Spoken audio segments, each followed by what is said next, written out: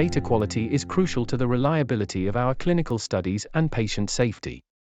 But ensuring data quality is a costly, time-consuming, and often manual activity. Historically, we often clean all the data we collect. That means hundreds of reports, thousands upon thousands of queries, and many hours of back and forth between study teams and sites to get the queries resolved. Depending on the type of query raised, the cost of each query is estimated to be between $28 and an eye-watering $225. Study teams are now adapting to follow the revised ICH8 guidelines, focusing on critical to quality factors and ensuring the data relevant to patient safety and study results is of high quality. But what tools are available to help teams focus on this data? How can they reduce the burden on their teams and of the sites by reducing efforts to clean low-value data? How can teams oversee the data quality activities performed? How can they adapt and change their strategy as their trials progress? The RBQM data quality tool has been designed to provide the insights required.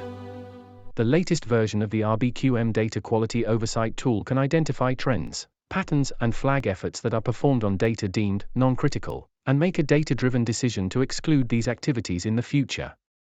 At last, teams can make data-driven decisions to adapt their approach before small issues become big problems. They can even use similar studies to inform their data quality plans at study startup. What checks are needed? What checks cause issues? Which CRF pages result in the most queries? So what insights does the tool offer? Will my study be available? Well, if your study is ingested by the Data Capture Hub, it will be present in the tool. The tool features 5 interactive visualizations and multiple filter options. Outstanding queries. See the current query status featuring details on query aging, site and country information, and also marking group. Leading to data changes. Identify which queries cause actual data changes and those queries which don't. Queries per CRF page. Highlight which forms and questions cause the highest number of queries on your study. Queries over time. Track the number of queries raised per month over the course of the whole study. Are there any potential backlogs the team can predict? And finally, reopen queries. Quickly spot which forms and questions cause the most re-queries. Is there anything the team can do to make sure one query is enough? Why do the queries have to be raised again? Additionally, the RBQM data quality oversight tool contains data from your study's RACT, and the critical filters and groupings, allowing teams to focus analytics on those queries related to critical data points, and those queries that are not. Let's look at an example of a team successfully identifying a trend that they could identify and rectify using the tool. Our RBQM working group wanted to know if there were any eCRF pages in our eCRF that were generating a high number of queries on non-critical data that weren't leading to data changes. Essentially, these are wasted queries that could have been better directed to the primary endpoint of our study.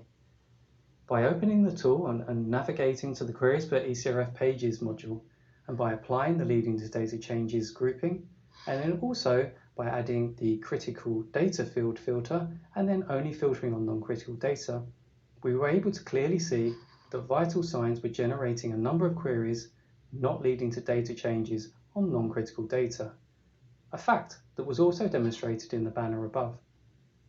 Now the team had a signal they could start looking into to really investigate where these queries were coming from and how they could be removed later on. The team discovered that we had around 1,000 queries on the vital signs page, on data points deemed non-critical, that in addition never caused a change to the data reported.